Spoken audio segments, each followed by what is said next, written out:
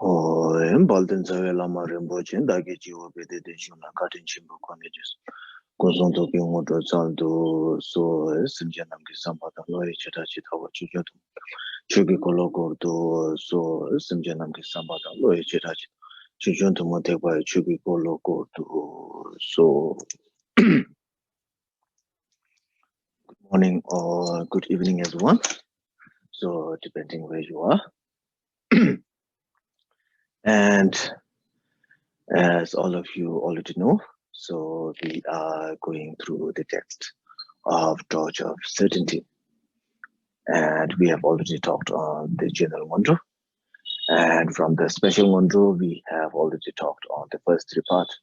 So we have talked on the refuge, and then we have talked on Vajra Sattva, and then we have talked on Mandala practice. So today we will be talking on Guru Yoga. And here, so first here, in the beginning, when we recite the text, so in the beginning, we will visualize ourselves as Vajra Yogini. And if we visualize ourselves as ourselves, then we won't be getting so much blessing from our Guru. But if we visualize as Vajra Yogini, then when we receive the blessing, it is going to be of much more blessing.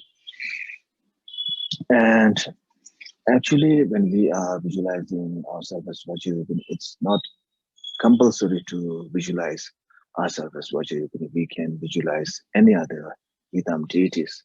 But since Vajra Yogini is like the main deity of almost all the Kaki masters, especially of Marpa, Nila, Kapapa, and all of these great masters, the main deity was like Vajra Yogini. So it is why, because it carries so much blessings. So that is why we try to visualize ourselves as Vajra Yogini. And so after that, you visualize yourself as Vajra Yogini, and then on top of your head, and or in the front of you. So it depending upon you, you visualize in the space above you 8 lions holding throne, just like during the refuge part where we did that visualization of Tochichang. So just like that, 8 lions holding a throne. All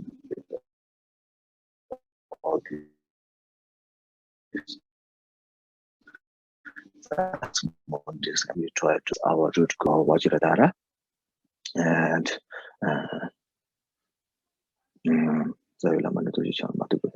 not only that, but after that, then we try to visualize all the lineage masters on top of his head, and lineage masters all the way up to Vajradhara again.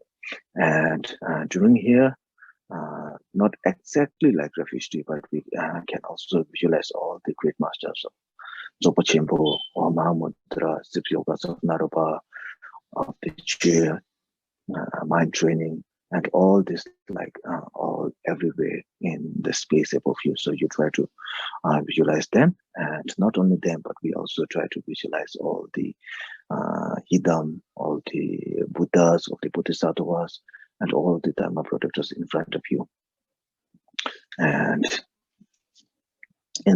we try to visualize them, and then with great faith and devotion, we pray to them. And then we read the text. And just like before, the way how to start reading the text and where to read and what to do, I think it's much better if you're resident Lama or the Lamas that you know. If you ask them, then they will be able to guide you how to read the text, and it's not that difficult. And these days, everything is written in so detail, so it's quite easy to understand how to read, what to read, where to read, and everything. So I think you can go with that. And then at the end, when you are done with that, then you try to get the empowerment from the Vajradhara. So when you are doing that, you try to visualize that white light radiates out from his forehead, and then it dissolves into you. And then when it dissolves into you, it clears away all the sins that you have committed from your body, and then your body is cleaned. And then from the throat of the Dojichang, red light comes into you, and then it dissolves into your throat, and then all the sins that you have committed from your speech, these are all cleared away. And then from his heart, then the blue light comes out, and then it dissolves into you, and then all the sins that you have committed from your mind or heart, then all this gets cleared away, and then you become pure. And then after that, you try to visualize different colors getting into you, and all the defilements and all the sins that you have committed, you try to visualize that all of them have cleared away. And then you also visualize that you have received the empowerment of the body, empowerment of the speech, empowerment of the mind, or the empowerment of the was, secret empowerment. And all this, you try to visualize that you have received all this empowerment also. And after that, the Lama becomes very happy, and then he gives you a smile, and then it dissolves into you, and then you become inseparable from the Lama, and then you become the Lama. So that is like a very short description of Guru Yoga. And then after that, not only during the session that when you are reciting or when you are praying, but also during the other times, like normal times that when you what you are doing also. So you have to realize that you are the Lama. And when you are awake, whatever you see, so you try to visualize that here.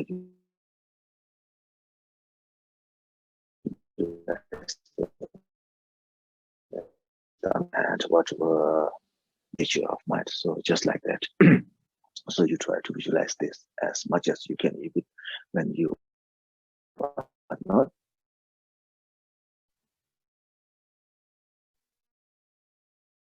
doing the session, walking. So like to the right side of you, on top of a lotus flower, and top of inside the lotus flower there is a moon, and then on top of that your Lama is sitting there. So you try to visualize that. Even when you are eating, you try to excuse me. And even when you are eating or when you are drinking, you try to visualize that there is a red lotus at your throat, and then on top of that your Lama is staying there. And then whenever you are eating or when you are drinking, you try to visualize that you are offering all this food or all these drinks that you are eating or drinking. You try to visualize that you are offering that to your Lama. And then whenever you are talking, even that you try to visualize that you are making prayers to the Lama. And not only that, even when you are walking, when you are sitting, whatever you do, you try to making offering to the Lama. And even when you are sleeping, you try to visualize that at your heart there is a small,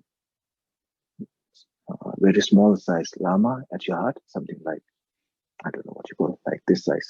So like this size is at your heart, and then you try to visualize him again and again, and then you go to sleep. And then as soon as you wake up in the morning, you try to visualize that the Lama is on your head and something like that. So no matter what you are doing, whether you are eating, whether you are sleeping, whether you are walking, so every time, whatever you do, you try to visualize that your Lama is with you. And even when you are moving to a new house, or if you are buying a new clothes, and if you are buying a new food, so whatever you try to visualize that you are first offering it to your Lama. So even if you are going to a new house, then you try to visualize that you are offering it to your Lama, and then after that you use the house. And even if you are like, you like buy a new clothes to visualize that you are a Lama, and then after that you use it. So it's like that. So like that, almost everything you do, you try to visualize this Lama, and then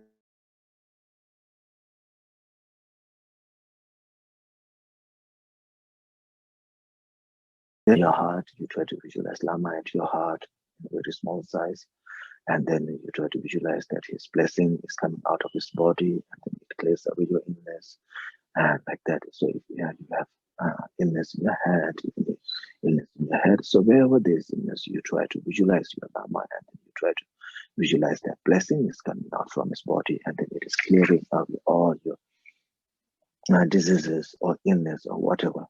So in short, no matter what is happening, so if there's happiness in your life, you try to visualize Lama. If there's sickness or unhappiness in your life, you still try to visualize your Lama. And then when you are happy, you try to visualize Lama. When you are sad, you again try to visualize your Lama. So just like that, you do that. And when we are talking about the Lama, so if we don't have faith, or if we don't have devotion to our Lama, then we won't be able to get much blessing.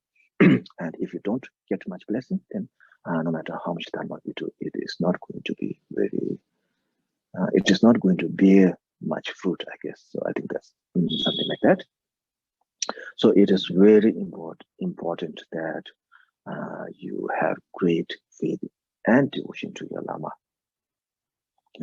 And if you don't have faith in your Lama, then no matter how much you do practice, no matter how much mantras you recite, no matter how many meditation sessions you do, if you don't have so much faith, or if you don't have so much devotion to your Lama, all these practices are not going to bear much fruit.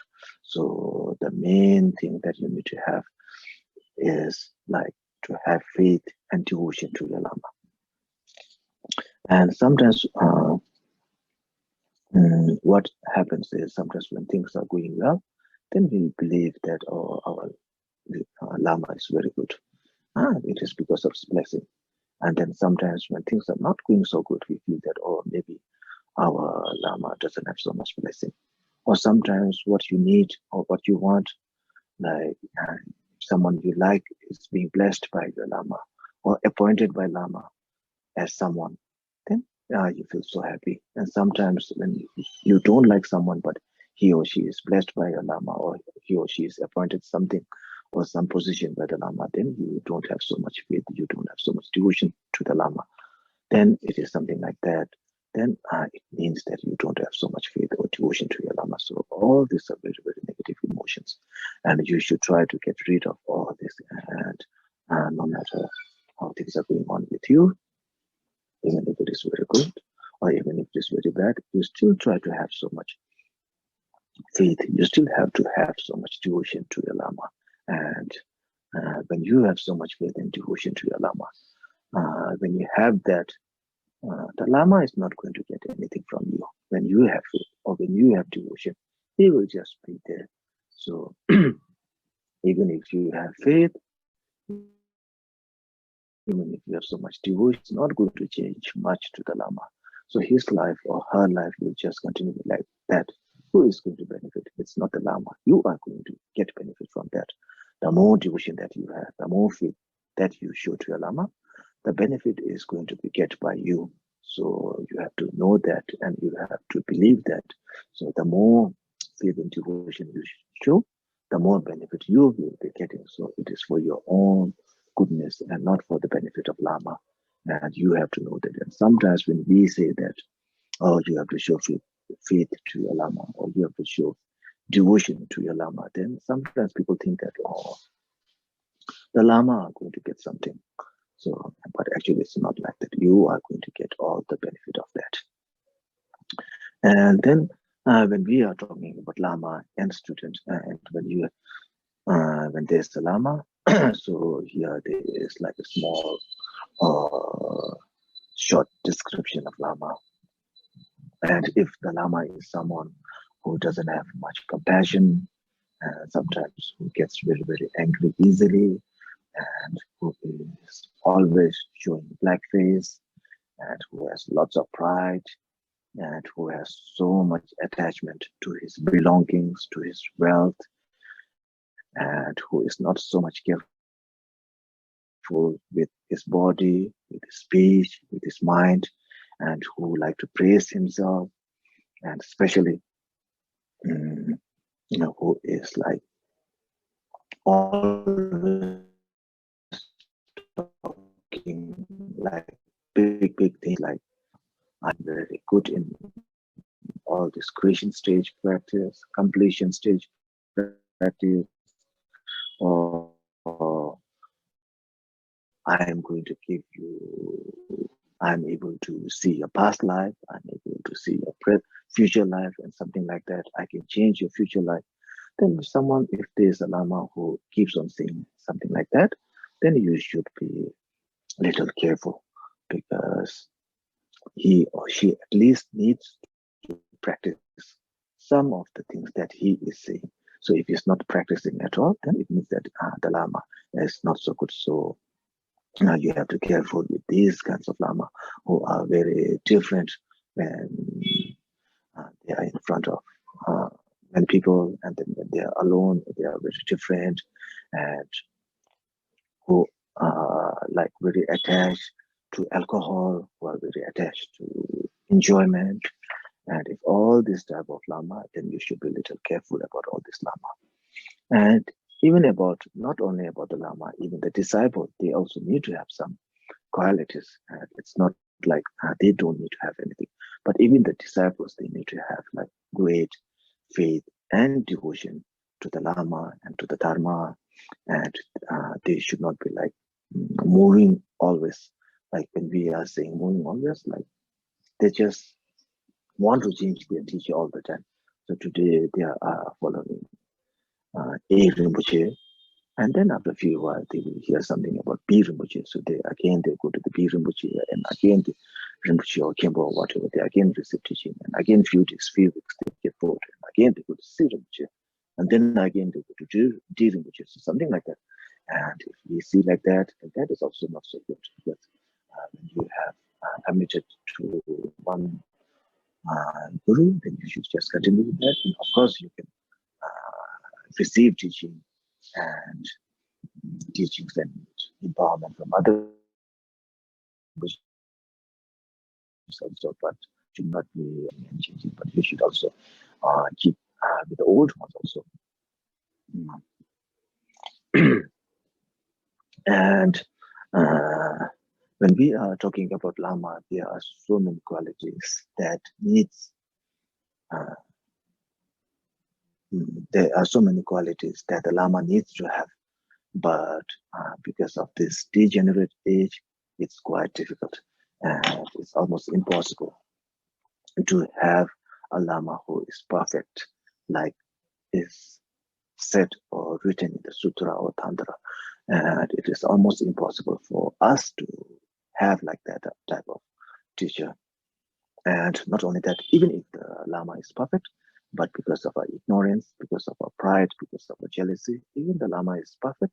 Sometimes because of our own ignorance, we are not able to see the perfection. Just like, for example, when Buddha was alive, when Buddha was giving teachings, when Buddha was preaching, there were so many other people who were not following, who were always making problem to the Buddha, and not only to the Buddha. Even when we read the biography of Padmasambhava, or when we read the biography of Marpa, Mila, Kampopa, we can see that there were so many other people who are very jealous with them, who are very angry with them. So, but right now, when we talk about the Buddha, when we talk about Padmasambhava, when we talk about Marpa, Mila, Kampopa, like that, we think that, oh, if I had one teacher like that, if I have a teacher who was Gautama Buddha, or if I have a teacher who is like Milarepa, if I have a teacher who is like Marpa, then I would have got an enlightenment. That if you read the biography, then you will know that there were so many people who were not following them, who were always jealous with them, who didn't believe in them. And now, when it seems like it's very easy to have devotion. And if we were born at that time, I think it's quite difficult for us to have like that much of devotion.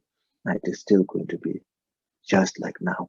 Like, for example, if we were born during the time of Marpa, if we have seen Marpa, then I don't think we will have so much faith, because when we read his biography, we see that he was angry most of the time. He was beating Milarepa. He was not giving him teaching. So if we had a teacher like that, I don't think we will have so much devotion at that time. But now when we read the biography, then it seems that, yeah, it's going to be so easy if we have a teacher like Marpa. But I don't think it's going to happen like that. So you should think very carefully. And we should have faith and devotion to the Lama that we have now. And the teaching that he is giving, it is exactly the same, the teaching that was given by the Buddha or the given by the Marpa, Nila, Khenpo. There is no difference at all. Even if you see, or even if you are able to be with Buddha or Marpa, Nila, Khenpo, all these great masters that you have heard so many times, not only during my talk, but also during so many other teachings. Sometimes you read their stories, sometimes you read the text written by them, sometimes you read their disciples' stories, and then you have so much faith in their teacher or something like that. But there is not much they can do. What they can do is exactly the same that your Lama is doing now. What they can do is they can just give teachings to you, and after that, it's up to you whether you want to contemplate on that or whether you want to practice on that. So after that, it's up to you. So even if you were born during those times, it's still going to be the same. And now, since we were not born in their time, and not only what is almost impossible for us to even dream about them. But what we have is we have a very good Lama. Most of us have a very good Lama now. We can receive teaching from him. Even if we haven't received teaching from him now these days, because of all the advancement in technologies, you can hear his recorded teachings. You can teaching that he have given on so many different topics, especially if you are from our center. Then there are so many teachings of our very Jaya. So you can go to the Facebook page, or you can go to YouTube, and then even your friends, they might have so many recordings of the teachings given by Rinpoche. So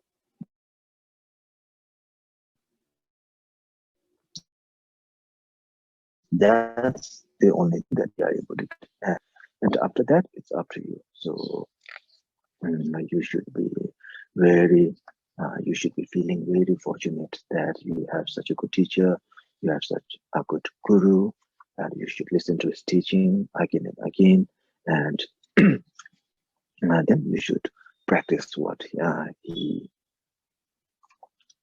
uh, what he said in his teaching. So, and when you follow them, it's going to benefit you. And after that, then there are some more like description about Lama, how you can do, what you can do, like that. And yeah, like there must have other shooting on the people and that. And not only, and here, like there are some categories like short description, like the first one here. Um, not only your Lama, but all the other great Lamas in 10 direction, not only them, uh, but all the things that are benefiting you, the sun, the moon, and you just try to visualize all these are just like the blessing of the Lama.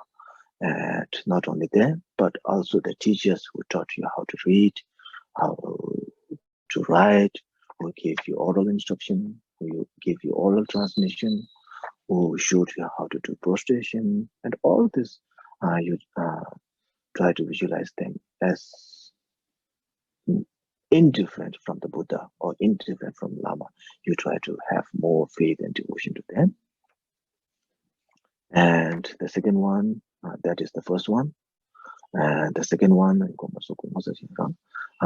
like I said before, so even when we read the biography of the Buddha and all these great masters like Marpa, Nila, Kampopa, Telopa, Naropa, and all this Karmapa, first, second, third, and all this, but we were not able to see them. And even if we are not able to see them, and even if we see them, they are not going to do anything extra than our Lama.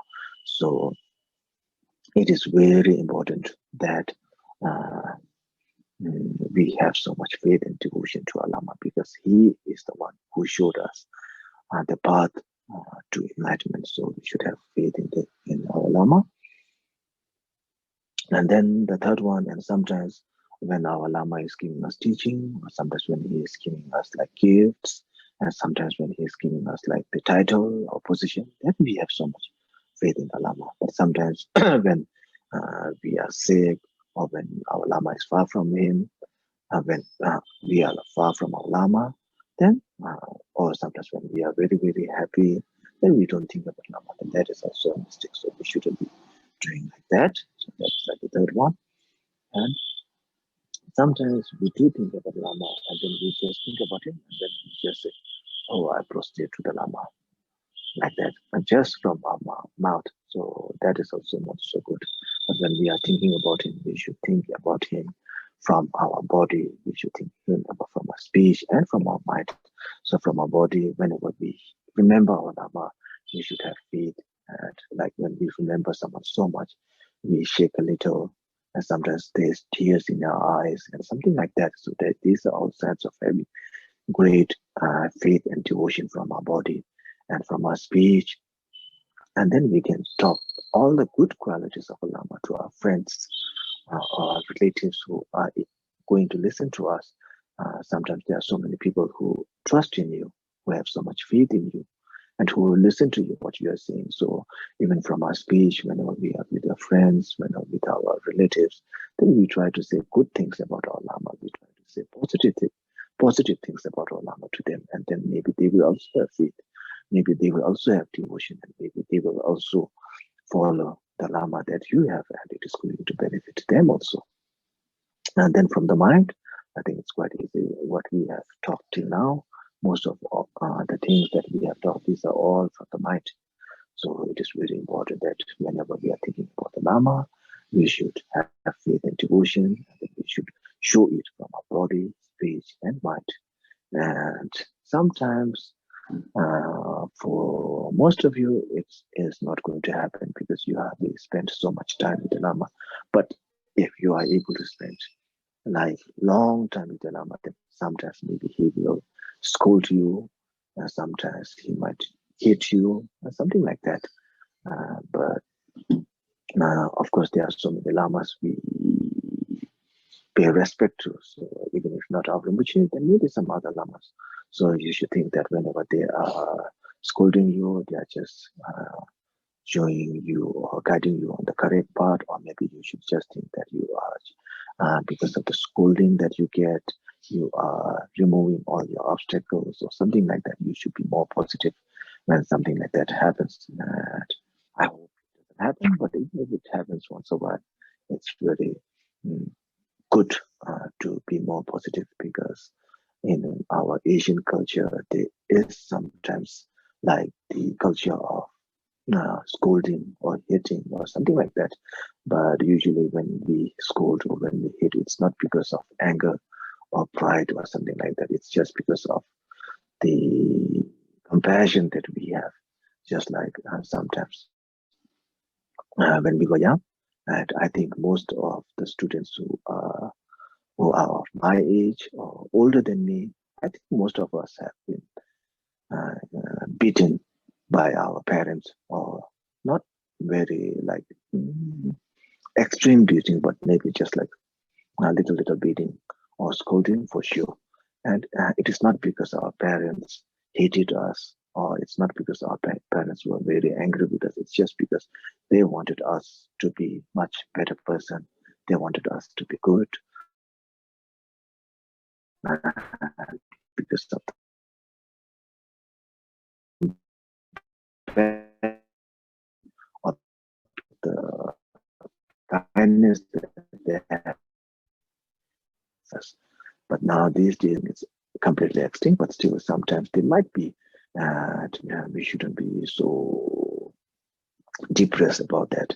And most of the time, and almost all the time, when our parent beat us or when our Lama beat us, it's usually because of the compassion that they have to us. And it's very rare, but still, we should have that kind of feeling whenever it happens. And whenever we get a scolding or whenever we get a beating, it's only because we did something wrong and they are trying to make us a better person. And then after that, when you have done with the visualization of the body, speech, and mind, then you dissolve your Lama and you become inseparable from your Lama, and then you can end the session. Sometimes when we are doing the recitation of Guru Yoga, if you are able to, then you can again do the prostration when you are reciting the prayer. And if you are not able to, then I think it's still okay. So it's up to you. If you want, then you can do prostration and then you can recite the prayer. Or if you are not able to, then you can just recite the prayers. So I think that's it for today. And with this session will be the actual practice. And we will stop here for today.